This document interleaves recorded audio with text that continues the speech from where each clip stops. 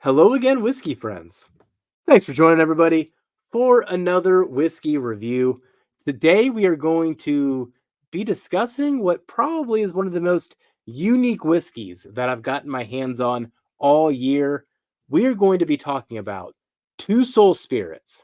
Now, this one is called the Triple Cask Rye Whiskey.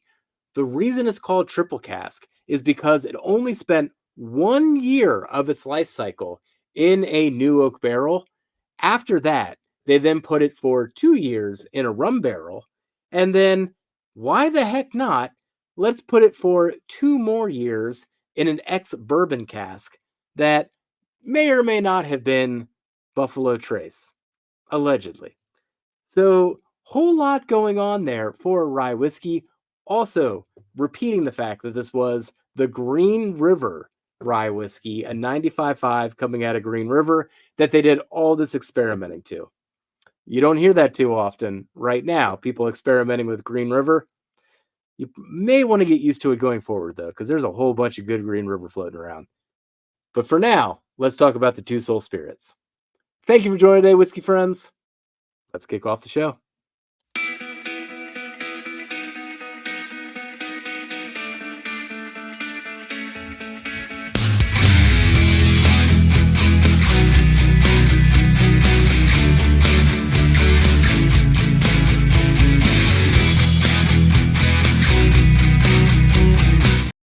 All right. So, yes, once again, we are talking about the Two Soul Spirits Triple Cask Rye Whiskey. You can see the age statement there right in the middle. It says age proper for 5 years. These age statements, though, are definitely getting confusing considering it only spent 1 year in New Oak and the rest was in those rum barrels and the ex bourbon that I said off the top. Now, let's go off the stats here. You probably saw a little bit off that bottle, but this one ran $99. That's actually a very typical price for the Two Soul releases. They do a whole lot of experimenting. Man, recommend checking out their website. But got this directly from them, $99. Also got the sticker there, Kentucky Colonel. Now, the proof on this one is 127.9 proof, and it's 5 years age stated. Actually, I'm starting to get confused on the age statements on some of these bottles, especially when it comes to finishing casks. Does it age as long as it touches any type of barrel, or does it have to be the new barrel? What is the classification for an age statement?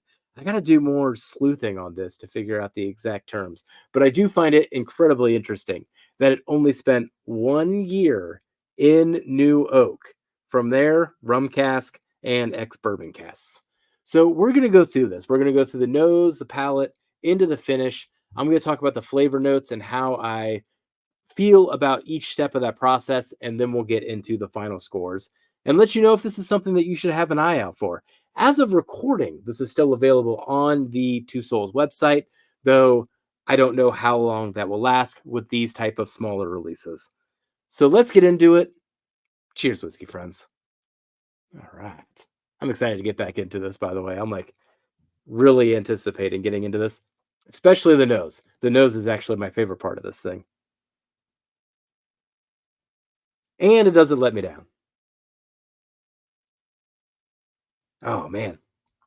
Gosh, so much rum influence on that nose. That nose, I could just bury myself into and pull things out for the next half hour if I really, really wanted to. So, up front, the things that I do think about quite a bit are the rye whiskey. So, this is a 95.5 rye whiskey. There is a lot of citrus flavors that do this dance around the rum, but it also does a dance around these cherry notes. Now, I don't want to lean in too hard and say those cherry notes are coming from that ex bourbon cask because part of the flavor profile for Green River so far that I hang my hat on is some cherry notes. So it's kind of a doubling down on the cherry, even with the rye whiskey.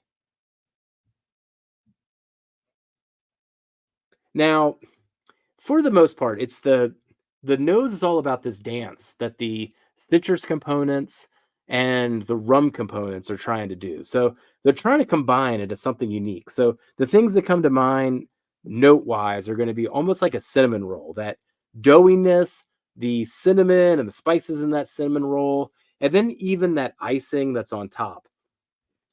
Now, that icing on top, though, is where probably the citrus dances the most. I'd almost describe it as a orange sweet icing on top of that cinnamon roll. If that puts kind of that image in your head of what I imagine when I go through this nose. There's still that deeper layer, though, of this caramel and cherry. So those keep coming up too. So all of those different layers, maybe it's just in my head from knowing how it's finished, but all of those layers have a chance to shine throughout this nose. The other thing on the nose too, I keep trying to pick at this one a little bit. It reminds me almost of a banana Laffy Taffy. Now, it's very much in the background and it's not going to pop up anywhere else in the experience that I remember. But I keep coming across that note on the nose. A lemon, no, a banana Laffy Taffy.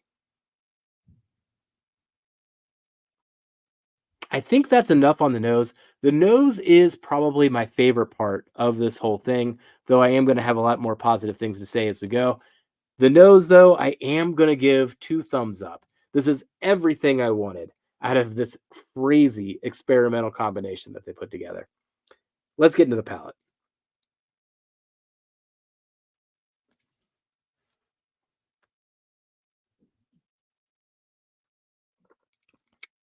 All right. So, one thing to note up front, and I always like showing just kind of the legs coming off this whiskey here. I mean, you can see how oily it is. Look at that ring just across that little bit of a residue that I left there. But you can just see it kind of shining through there with that light. It is so oily. It is so rich. That mouthfeel is just absolutely amazing. Up front, I feel like the bourbon cask is actually doing a whole lot of lifting. Up front, it doesn't actually feel too much like a rye. So that maybe that ex bourbon cask, rum cask too, or taming that rye, but I'd mainly say the ex bourbon casks because mostly what I get up front is caramel, cherry, pepper, baking spices. It's very dark leaning, very barrel influenced. Now, mid palate, that is where things truly escalate.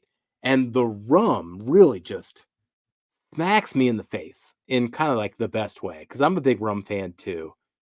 And mid palate is where you feel that rum influence. It's all vanilla, it's all almond paste, and it all stands right next to these citrus flavors and that rye spice. Once again, doing that dance with that rye, that 95.5 rye.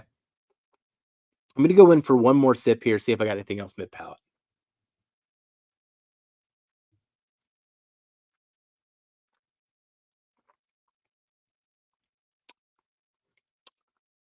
Oh, man. It gets spicy too. I'd be remiss without talking about just the fact that there's like so much baking spices going on, man. And the other image that goes into my head, mid palate. So if you have this pour, I'm going to challenge you on this one. It reminds me of a little Debbie's zebra cake, but the zebra cake would be covered in more of an orange frosting than it would be just a vanilla frosting. I'm pretty sure that variant actually exists somewhere in the world, but yes, we're talking about a Little Debbie's zebra cake with orange coating on that icing rather than vanilla. Crazy pour, crazy pour.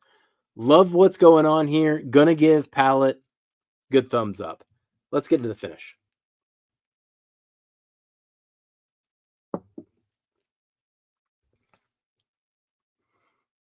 All right. Once the Little Debbie's and all that rye influence kind of calms down, as you go into the finish, oh man, I would say it turns into more things that you would attribute to a bourbon. Butterscotch is a main note that comes across towards the finish. A lot of the cherry is there too. Once again, still don't know if the cherry is coming from the Green River distillate in itself or the finishing cask, but it doubles down on the cherry. So butterscotch and cherry come to mind. There's also layers of apple and cinnamon, the rye spice, gosh, orange zest. It still travels in that area mostly.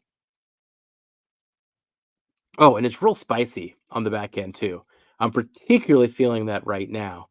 Like all in the back of my throat right now is just rye spice and pepper and baking spices. So just really lingers there. Now, the rum components on the finish aren't as apparent as they are mid palate. So as we go through this, front of the palate was more the bourbon cask, mid palate's all rum and rye, and then the finish is more bourbon and rye, if that makes sense. It kind of goes through those transitions, which again is something I really love about this pour. I'm going to give the finish a thumbs up as well.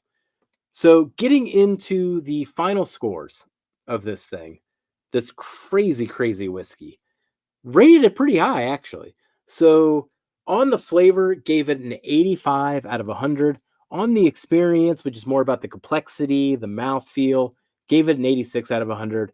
And then the value, I teetered whether to give it 8 or 9 on value. Ended up giving it an 8 on value. It is a $100 bottle for 5-year rye whiskey, Green River distillate, that at cask strength, the rye whiskey on its own from Green River is going to be what? $60, $65. So that's the hard part of it. It's that value side of it on paying for all of the crazy finishing that's going on and also paying to help support a smaller brand. That is part of it.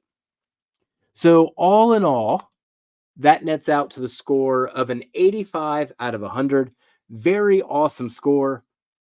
Ends up ranking it 12 out of 53 on the year. So I am quite pleased with this crazy rye whiskey continuing 2024, the year of the rye, and then all time 52 out of 212. So once again, an upper echelon pour on my bar right now. So that is the crazy Two Souls that we're going to go through here. Two Soul Spirits, triple cask, rye. You're not going to get anything else like this. Like no one else is doing this type of thing with Green River distillate yet. I mean, heck, no one's doing this type of thing with MGP distillate yet when I say that too. It doesn't really matter one way or another. I love when brands are doing fun things and experimenting, and I really appreciate Two Souls for doing so. So once again, if you're interested in this, go check out Two Souls website, and they have other releases there as well. They do a whole lot of interesting things. I've got a couple different releases here. I'm actually staring at on the side here. One of which is one of my favorites as well. This Pumpernickel Rye finished in another rye whiskey. They just do fun things with some interesting distillates.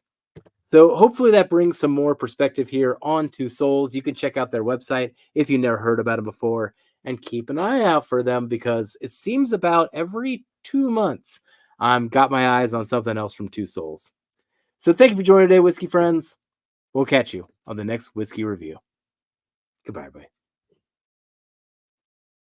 Jeff, just be friends with me.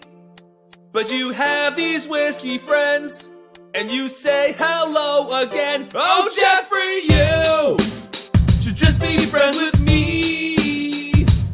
But you have these whiskey friends, and you say hello again. Oh, Jeffrey, you should just be friends with me. But you have these whiskey friends, and you say hello